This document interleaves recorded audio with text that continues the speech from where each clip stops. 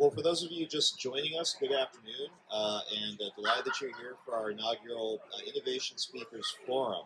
We're delighted you can join us today for this new platform showcasing groundbreaking businesses and their products, services, and ideas taking place right here in Skagit County. Today we're honored to welcome executives from 4 Skagit County businesses at the cutting edge of their industries and making both regional and global impacts. And we're delighted for our third speaker today to have Sara VanTassel, the president of Janicki Bioenergy. Janicki Bioenergy was founded in 2014 with an aim to transform waste processing and waste energy technologies around the world. Their leadership team brings decades of experience and expertise in taking innovative technologies from conception to the finish line. Their Omni processor has garnered worldwide attention, and we look forward to learning more from Sara about this really exciting technology taking place right here in Skagit County. Thank you, Sara. Thank you. It's great to be here. Where am I pointing? Okay.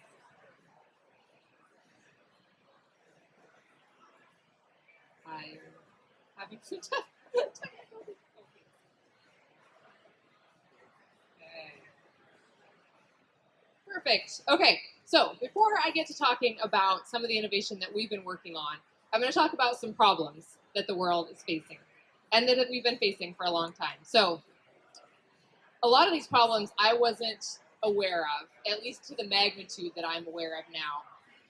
6 years ago or 7 years ago when we started working with the Bill and Melinda Gates Foundation. So likely a lot of you haven't either. So 2.5 billion people, we have 7 billion people on the planet, 2.5 billion of them don't have access to adequate sanitation.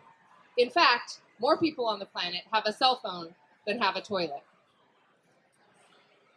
Also, 1 in 10 people lack access to clean water. So our team has went to many, many areas around the world since we've gotten involved in water and sanitation. And most of the pictures you're going to see are pictures that we've taken as our team. But when you look at what people are doing, this isn't access to clean water, but this is access to water.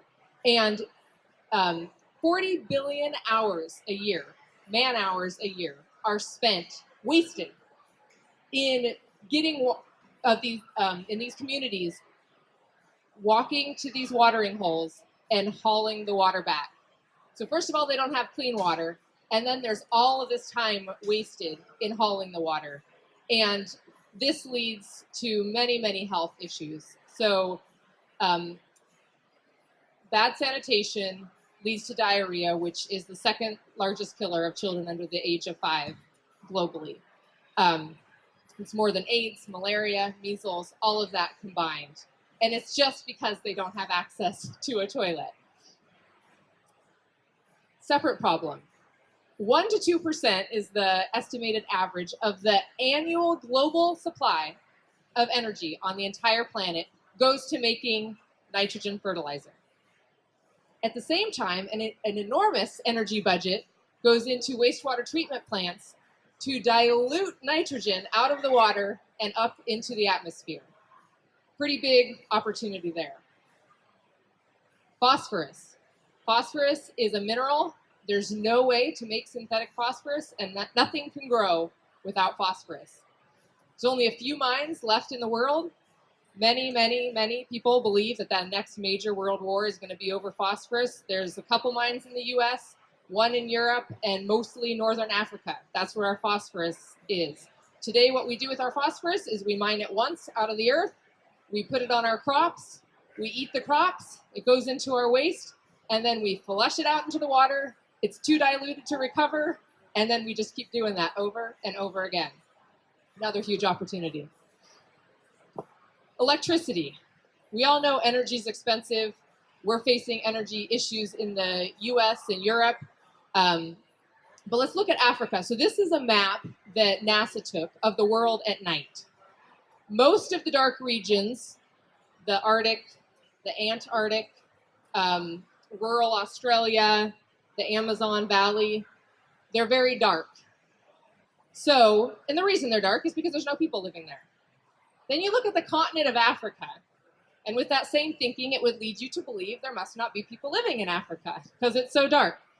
20% of the world population lives on the African continent, but they don't have electricity, and that's a huge problem. They're wasting their time hauling water during the day, and then at night when they could be learning how to read, they don't have a light.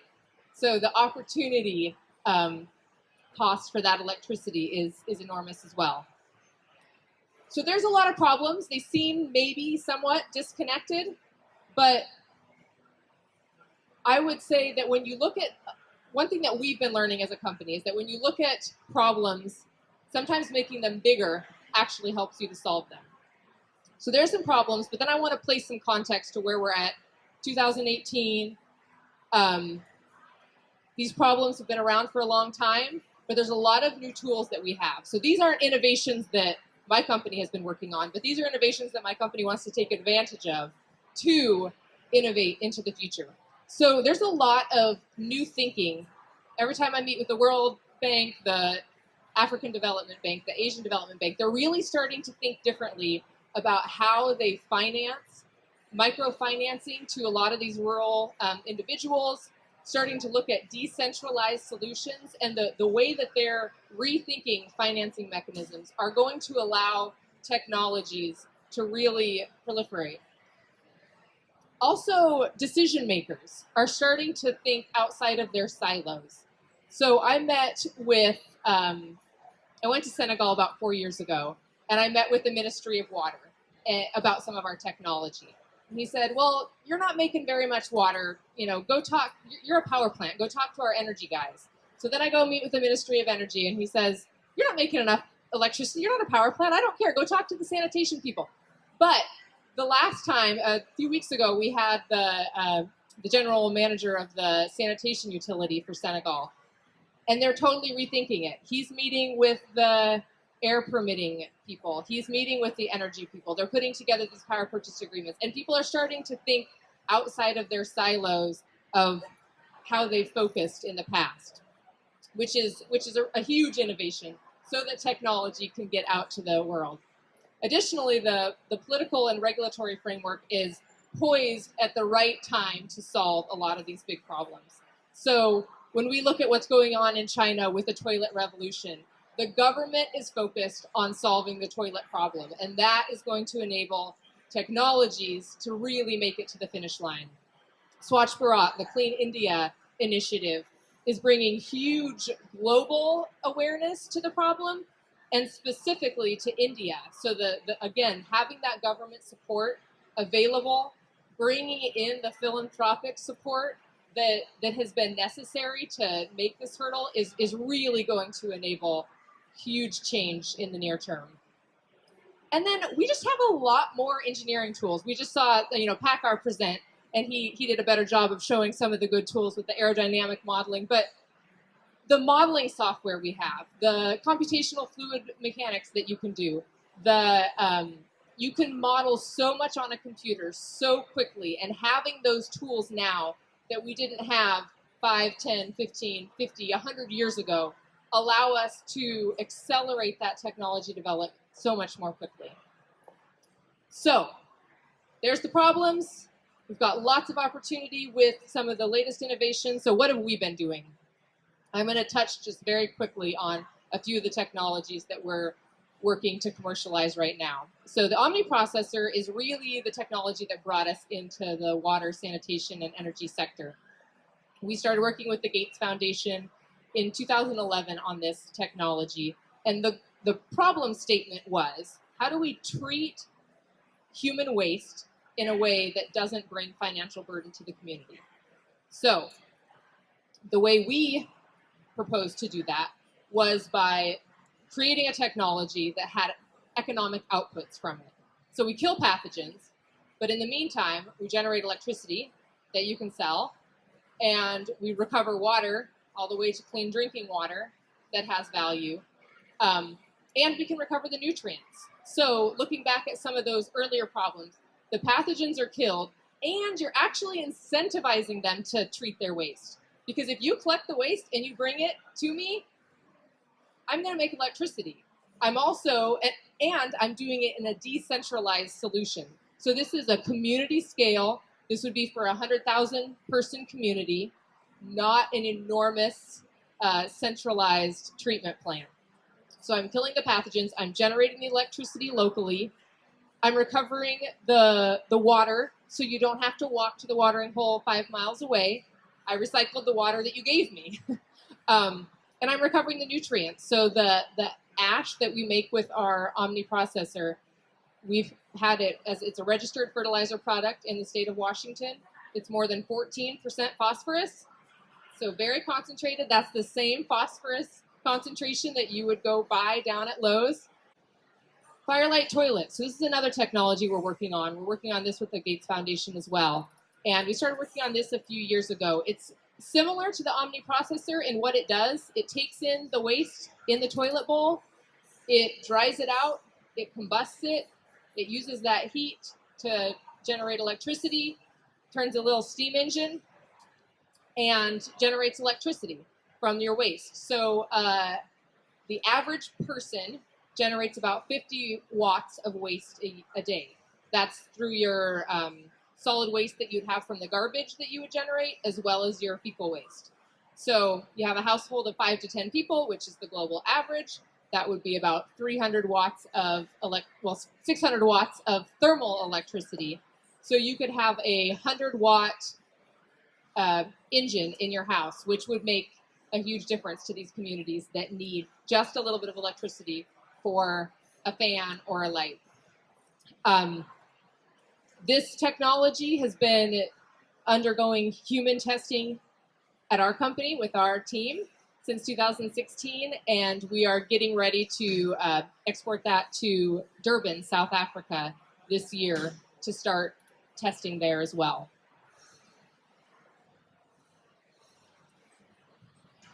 And then our most recent technology is this VRD process. This technology really got developed with the dairy industry, but has much wider reach than the dairy industry. But I'll talk about it around the dairy because that's where we've made the most headway in the market analysis. So currently, manure is a huge problem for many dairy farmers. First of all, public perception is just terrible. It stinks. All the fecal coliform that ends up in the rivers gets blamed on them, whether it's theirs or not. That I'm not going there.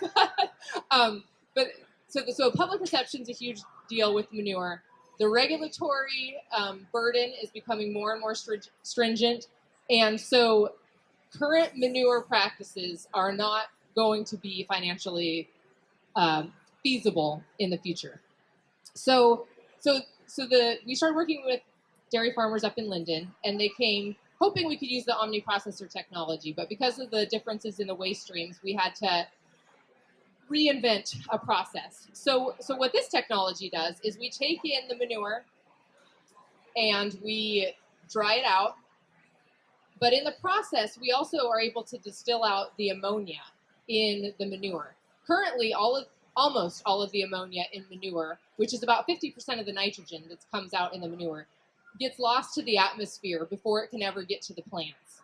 It's because of the form that it's in, and when it goes into these large dairy lagoons, which is the standard practice, it starts to anaerobically digest, and the bugs eat it, and then it gets released to the atmosphere. So we're able to capture that ammonia, double the nitrogen output that the farmers are able to capture from their farms. But in the meantime, we kill all the pathogens in their manure. We separate out the water. We make it clean enough for the cows to drink. So now this dairy farms have become a zero discharge dairy because the cows need as much water as they waste. So you're able to close that cycle so you don't have to permit, you don't have any discharge permits. You distill your water, and you also made your solids have a sterile shelf life. So you can pelletize the solids that come off of the product, and you can use them on your farm when you need them, but you could store them, whereas right now you can't store manure very easily. It's very perishable. Or you could export it, because anything that comes out of the back end of a cow is organic. So this is solid organic fertilizer with the nitrogen and potassium in a solid form, and then 100% organic nitrogen fertilizer, which, if there's any farmers in the room, coming up with a source of organic nitrogen, solely organic nitrogen, is a very difficult thing to come by. So this is going to open up a whole new market for that. So this technology is, we're building our first one right now. It's going to be installed in Hartley, Texas later this year. and I am guessing not less than 10 will be implemented before the end of next year. So this is a really fastly growing technology that we're working with. We're also working a lot in the septic industry and the wastewater treatment plant industry for this technology. So the exact same piece of equipment, if you take septage, mechanically, it looks very similar to dairy manure. Biologically, it's different. There's lots of pieces about it that are different. But so we're working in Tacoma right now is where we think our first unit for the septic industry will be going in. And we'll be opening up. It'll look similar to a gas station. So septic trucks can drive up. We'll be open 24/7. They can drop off their waste. Right now, most septic trucks have to go to a wastewater treatment plant that are only open during business hours.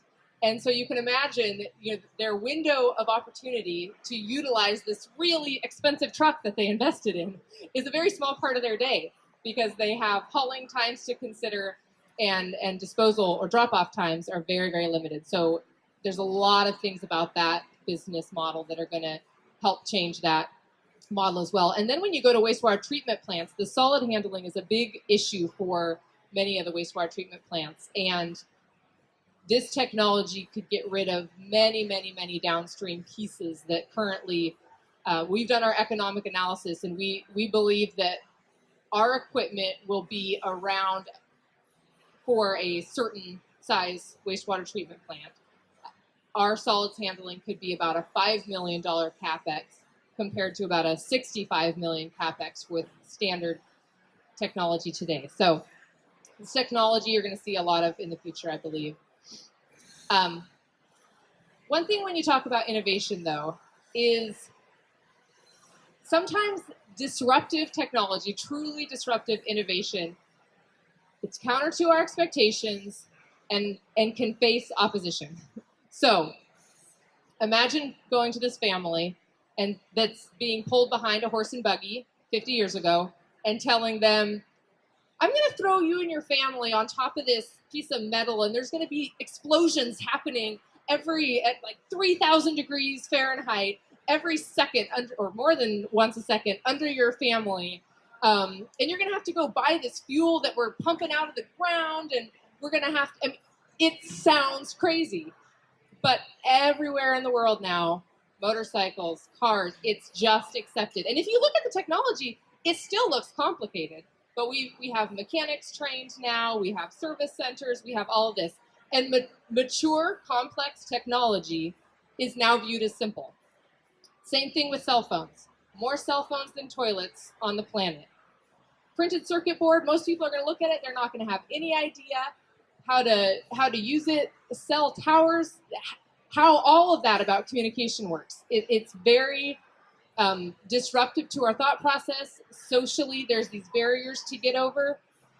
But mature technology, when it's mature, it can be complex and it can still solve the problem. A lot of people had questions about our omniprocessor going to Africa and said, how can this work in an African context? But again, we haven't had anyone there for 3 years. They run it, they know how to run it, and as it continues to mature, it will become more accepted.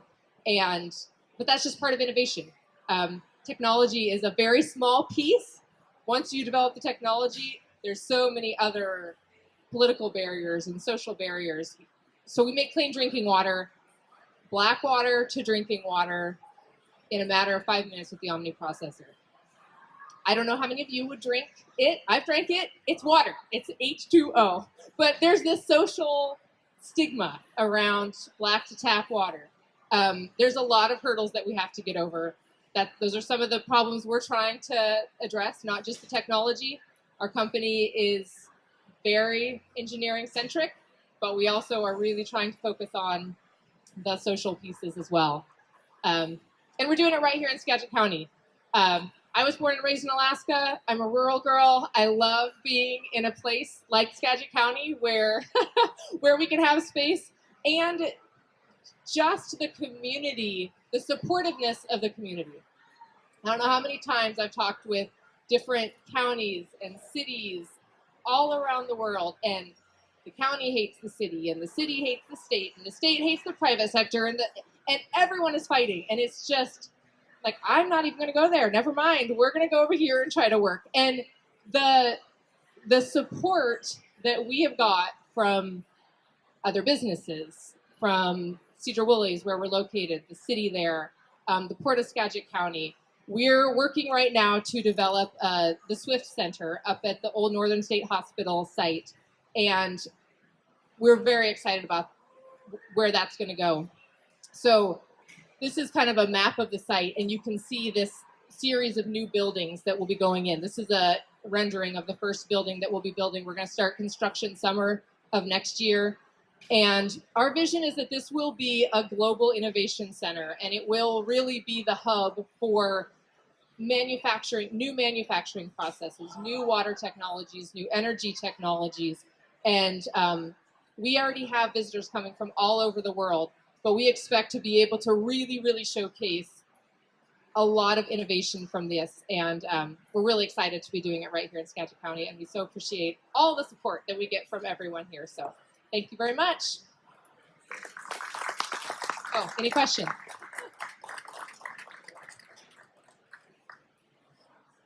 So are you still remotely monitoring the one in Senegal, the Omni processor?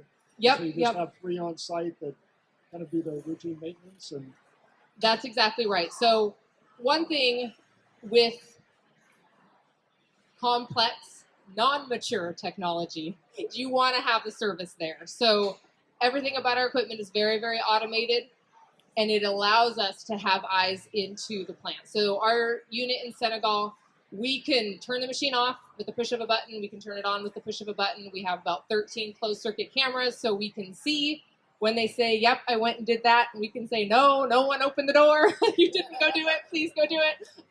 So there's a lot of things that we've learned in how to help support these things remotely. And I think that that is a very enabling piece of it. So yes, we'll get a call once a week from someone in Senegal saying, hey, what's going on with this? Could you advise me? Especially as they have employee turnover and retraining. So you mentioned your dairy process. Are you looking into any ways to help solve the methane issue? The what? Methane. So yeah. So this technology does, because you don't get to anaerobically digest. So currently what happens is that in the digestion process in the lagoons, it gets converted into methane, and that gets released into the atmosphere. With our technology, because we separate that water out and the biological process gets stopped, the methane isn't produced. So yeah, it's a significant difference, especially depending on how you reapply it to your fields will also affect how it breaks down. But yes, it totally changes that whole methane production that you would typically see. In terms of the Omni processor, scaling questions, urban areas. Do you feel you have an optimal size? Hold it up a little bit, sorry. An optimal size. In terms of the Omni processor, is the current one an optimal size, or do you think that it's? You mentioned 100,000 people and you're in a rural area, you don't really need more than that. But when you get in a high density urban area, how do you approach that, and what's your approach for scaling up and kind of the business plan? So we plan to have quite a few different sizes. We believe that there is not going to be one size that fits the whole market. But I don't believe that going enormous is the solution, because again, I think that there's other parts. It's not just about the technology. It's always easier for our technology to go bigger. The economics, when you look at just the efficiency of the Omni processor. But if you look a little bit bigger and take a step at the whole community, if you go bigger, that depending on the population density, that means trucks have to drive further. And is it good that trucks have to drive further, or should you just have more processing? Because now you have to maintain the roads, and you have to have wider roads, and you have to have more trucks, and you have to have it's hard to just wholesale say this is the right size and this makes sense. But the technology can be scaled very, very large. We've had conversations with the city of Cincinnati to take all of their biosolids. So that would be about 9 times bigger than what we're doing in Senegal. And then we're scaling this all the way down, like I said, with the Firelight toilet to the household scale. So I think it works on all ranges of the spectrum. But one thing as far as our business model is we don't want to do a custom solution every time. We don't think that that is ever going to get to the value proposition that's necessary to really scale this across the globe. So we want to have about 5 different sizes and make this very modular, where you can add another dryer to be able to take on a little bit more capacity, and snap on a power generation unit if you want to make electricity. And do you want to make drinking water, or do you want to make ag water, or do you want to make water to put in batteries? And they're all these separate modules so that we're not redesigning the wheel every time, because that's just cost prohibitive. Hi, I'm Isaac Hedlund. I'm the facility manager for Camp Corey. We're out at the old location at Camp Brotherhood by Lake McMurray, and we just purchased it back in 2016. We've been renovating it, and we have multiple septic systems on our property. We've got 200 acres. We're right above the lake. We have plans for the next 10 years to develop that site for children who are medically challenged. That's what we have out there. It's free to the families and the kids. But part of our process for that 10-year plan is we have 14 cabins going in that are going to hold 10 kids each. We've got a full rec center, welcoming center, pool house, lots of different buildings that are going to be going in. Our process is to obviously expand our septic system. Do you have a system right now that we could look into that could handle that type of need to where we could process that waste without having to build a significantly large septic system? Well, we would have to look at it. So if we were to put our toilet and bypass all of the black water going into your septic, then that could be a really potentially elegant solution. Let your septic do the pool and the community center and refurb all the cabins to have these toilets. We would have to talk. I'd be very interested to understand the application, but yeah, it sounds like a very interesting solution. Septic tanks are another huge problem. So one of our goals in the future is to really hammer down on 100% recycling at the household level. So you bring in water from wherever you want. It can come from the ocean. It can come from, the quality of the water won't matter, but you recycle it and you keep using it over and over. You don't need a well. You don't need any of these things, but you're able to just keep using your water and really get rid of septic tanks, drain fields, all of that. There's so many people that live close to water that are losing their homes or spending enormous amounts of money to redo their septics now that we as a country are getting a little bit older and a lot of them are starting to break down. So we're really looking at replacements for septic tanks, but in a very different way. So Peter had mentioned about going forward, maybe burning garbage from the energy standpoint. I mean, we had the incinerator just down here at the end of Ovenel Road, and the big issue, my understanding, was really the ash that came from that. Are you guys going to be able to address that if you're thinking about burning garbage wholesale as electricity?